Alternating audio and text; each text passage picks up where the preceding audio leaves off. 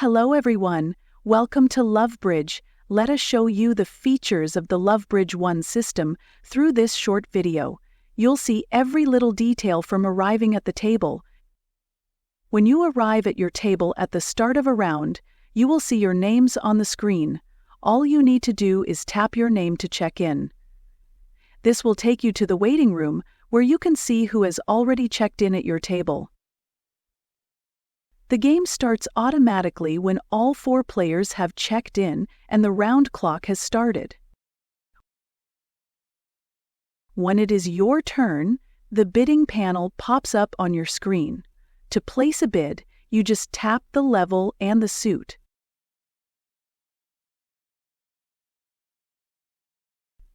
When you alert your partner's bid, simply tap on their bid and a small A will appear.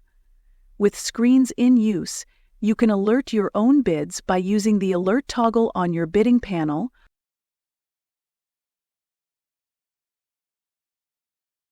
or by tapping on it after it was sent.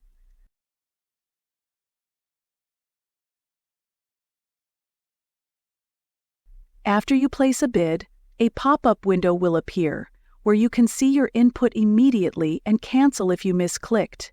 If you cancel it, then no one else at the table will notice and you can place the bid you intended.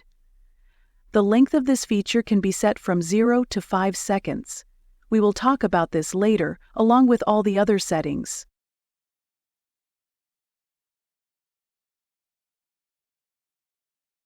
When it comes to card play, you can review the bidding until your first card is played by tapping on the auction screen in the lower left corner.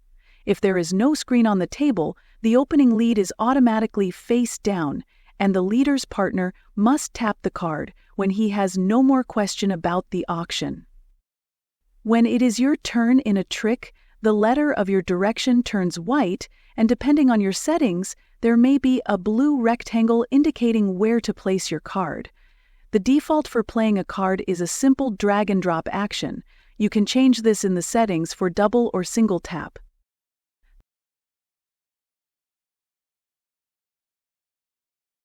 The cards from the previous trick remain in the center of the screen until the player, in turn, plays the next card. However, you have the right to review the previous trick until you play your card for the next trick.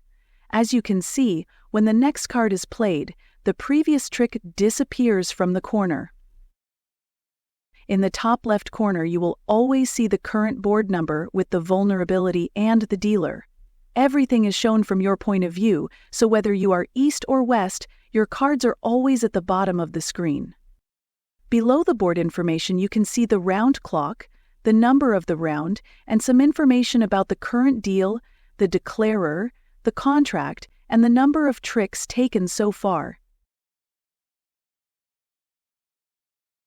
Both as declarer and as defender, you can claim by pushing this big button in the top right corner. Then in the pop-up window, you can set the number of tricks with the plus and minus buttons and see the result accordingly. When everything is set, you claim by tapping the button.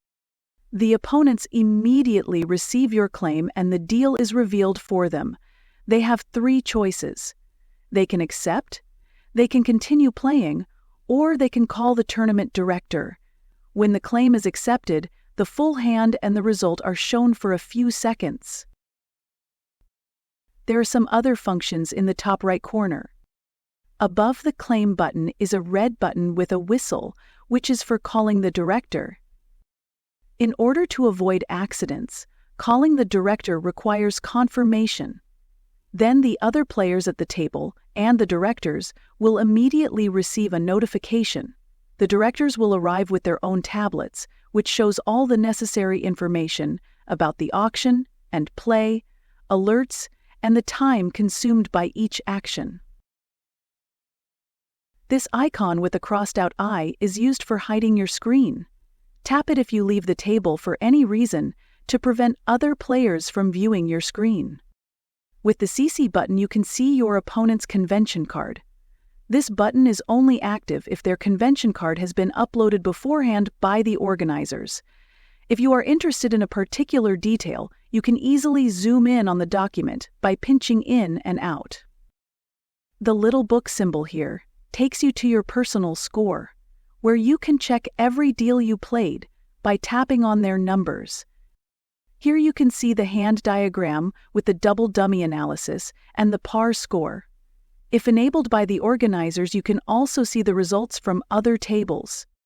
You can check the current standings by tapping on the Live Results button. The last button here is for the settings. Note that these are your personal settings, and the system will remember any changes you make, even if you move to another tablet or another tournament. You have some non-bridge related settings. This includes selecting your preferred language, adjusting the brightness of your screen, and requesting different visual or sound notifications.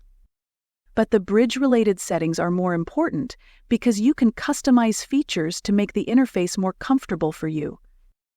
In the Cards menu, you can choose how you want your cards to be sorted and whether you want 4-colored or just black and white suits.